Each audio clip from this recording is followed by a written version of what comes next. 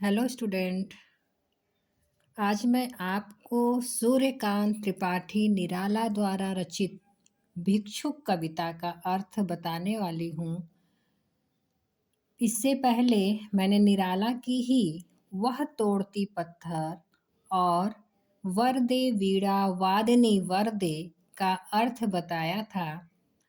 तो आज मैं आपको भिक्षुक निराला, जो कि आप सभी जानते हैं कि सूर्यकांत त्रिपाठी निराला छायावाद के कवियों में अपना श्रेष्ठ स्थान रखते हैं और महाप्राण निराला जी के लिए एक शब्द का प्रयोग किया जाता है, महाप्राण, जो कि इनके लिए गंगा प्रसाद पांडे ने, कहना ये चाहती हूँ कि महाप्राण शब्द का प्रयोग निराला जी के लिए गंगा प्रसाद पांडे जी ने किया था और ये अपने इन्हें ओज और पौरुष का कवि भी कहा जाता है।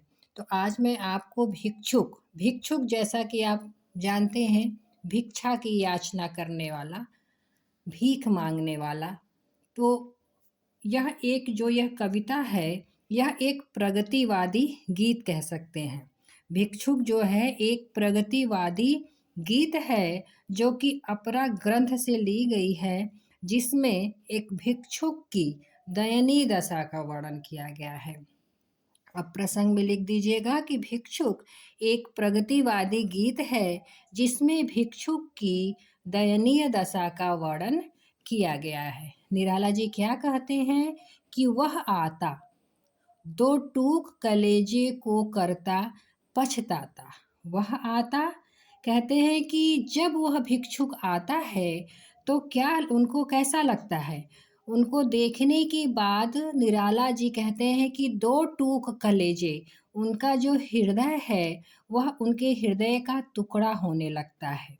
पथ पर आता, फिर से देखिए आपको क्या लिखना है, वह आता। निराला जी क्या कहते हैं कि जब वह भिक्षुक आता है तो उसकी दशा को देखकर हृदय के टुकड़े होने लगते हैं, और जब वह पथ यानी रास्ते पर आता है तो स्वयं अपनी जो उसकी स्थिति रहती है, जो करुणाजनक स्थिति रहती है, उससे देखने वाले के हृदय में जो है वेदना उत्पन्न हो जाती है, वेदना भर देता है। पेट पीठ दोनों मिलकर हैं एक, चल रहा लकुटिया टेक। लकुटिया मतलब अपने डंडे की सहायता से।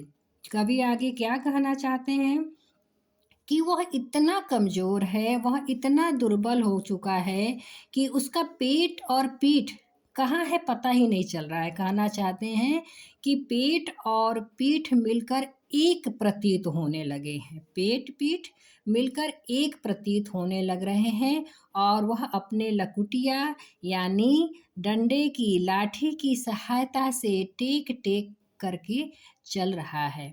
मुट्ठी भर दाने को भूख मिटाने को कवि आगे क्या कहते हैं कि वह यह सोचता है कि कहीं से उसे एक मुट्ठी दाना प्राप्त हो जाए, अपनी भूख को वह शांत कर ले। इसी आशा से अपनी पुरानी झोली, जो कि वो भी फट चुकी है, उसको फैलाए हुए फिरता रहता है। लेकिन क्या होता है, फिर भी उसे वह दाना नसीब नहीं होता है। उसकी स्थिति को देखकर संवेदनशील व्यक्ति के हृदय के टुकड़े होने लगते हैं। ध्यान दीजिएगा, संवेदना से जिसका हृदय भरा है उसका जो है उस व्यक्ति को देखकर हृदय के टुकड़े होने लगते हैं, लेकिन फिर भी दो टूक कलेजे के करता पछताता पथ पर आता। आप ये लिख दीजिएगा कि अपने डंडे के लाठी के सहारे से वो टेक कर चलता रहता है, सोचता है कि कहीं से मुट्ठी भर दाने प्राप्त हो जाए। इसी आशा से अपनी फटी हुई झोली को फैलाता है, फिर भी उसे अन्न का दाना कहीं से नसीब नहीं होता है। इस कारण वह दुख का अनुभव करता है, दो टूक कलेजे के दुख का अनुभव करता है और पछताता है, और वह अपने जीवन पर पछताता हुआ रास्ते पर चला आता है। अब आगे दूसरा क्रम में, साथ दो बच्चे भी हैं सदा हाथ फैलाए, बाएं से वे मलते हुए पेट को चलते। कवि निराला जी कहते हैं कि वह भिक्षुक अकेले नहीं है, उसके साथ 2 छोटे-छोटे बच्चे हैं, वो भी सदा अपने हाथों को फैलाए हुए चलते रहते हैं। बाएँ हाथ से मलते पेट, देखिए कितनी करुणाजनक, कितनी मतलब मर्म को छूने वाली स्थिति का वर्णन किया है, जिसे हर कोई अनुभव नहीं कर सकता है। बाएँ हाथ से वो अपने पेट को क्यों मल रहे थे? क्योंकि जब हमें भूख लगती है और अति तीव्र भूख लग जाती है, तो हमारे पेट में एक अजीब-सा दर्द होने लगता है। तो इसी दर्द को कम करने के लिए वो बाएँ हाथ से अपने पेट को मलते हुए चलते रहते हैं और सोचते हैं कि शायद किसी की दया दृष्टि मेरे ऊपर हो जाए, तो दाहिना हाथ उसकी ओर बढ़ाए रहते हैं। भूख से सूख ओठ जब जाते, कवि कहते हैं आगे कि भिक्षुक जो भूख से व्याकुल है, अब उसके होठ भी प्यास से सूखे जाते हैं।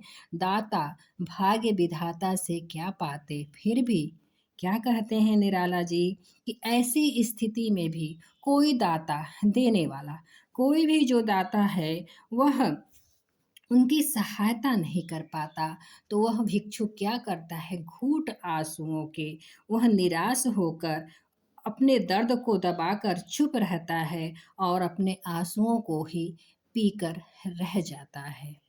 आगे आइएगा। चाट रहे जूठी पत्तल वे सभी सड़क पर खड़े हुए, और झपट लेने को उनसे कुत्ते भी हैं अड़े हुए।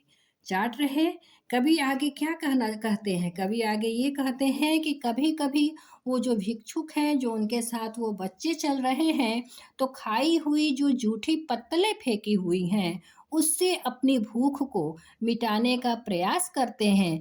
फिर भी वहाँ उनका शत्रु जो कुत्ता है, वह भी उनसे उस चीज़ों को, उस पत्तलों को झपट लेने के लिए खड़ा हुआ है, अड़ा हुआ है। ठहरो। अब कवि का हृदय अत्यंत मर्माहत हो जाता है। इस स्थिति को देखकर कवि करुणा से भर जाता है, विचलित हो जाता है। वो कहता है, ठहरो, मेरे हृदय में है अमृत। कवि ये कहता है कि ठहरो, मैं अपने हृदय का सारा अमृत निकाल कर तुम्हारे होठों को सींच दूँगा। वो कहना चाहते हैं कि तुम्हें मैं जीवन शक्ति देकर तुम्हारी भूख को शांत कर दूँगा। आगे निराला जी ये भी कहते हैं कि अभिमन्यु जैसे हो सकोगे तुम। कवि का ये कहना है कि अगर व्यक्ति संघर्ष करे, दृढ़ संकल्प करे, तो जीवन में जो हमारे कष्ट हैं, उसको मिटाकर अपने लिए रास्ता बना सकता है। ये अभिमन्यु का तात्पर्य यही है। कवि ये कहना चाहते हैं कि अगर व्यक्ति संघर्ष करे, दृढ़ संकल्प बने, तो जीवन के कष्टों को मिटाकर नया रास्ता बना सकता है। जैसे अभिमन्यु ने सारी बाधाओं को दूर किया था, वैसे वो भी अकेले सारी बाधाओं को झेल सकते हैं। फिर कवि का हृदय द्रवित हो उठता है, वो भावुक हो जाता है। वो कहता है कि ऐसे जो भिक्षुक हैं, वो कवि चाहते हैं कि तुम्हारे दुख में अपने हृदय में खींच लूँगा। कवि फिर से भावुक हो जाते हैं और वो भावुक होते हुए कहते हैं कि ऐसे भिक्षुकों के जो दुख हैं, उनको खींच कर मैं अपने हृदय में रखना चाहता हूँ, और मैं अपने हृदय की सारी संवेदना अर्थात सहानुभूति को देखकर उनके जीवन को सुखी देखना चाहता हूँ। धन्यवाद।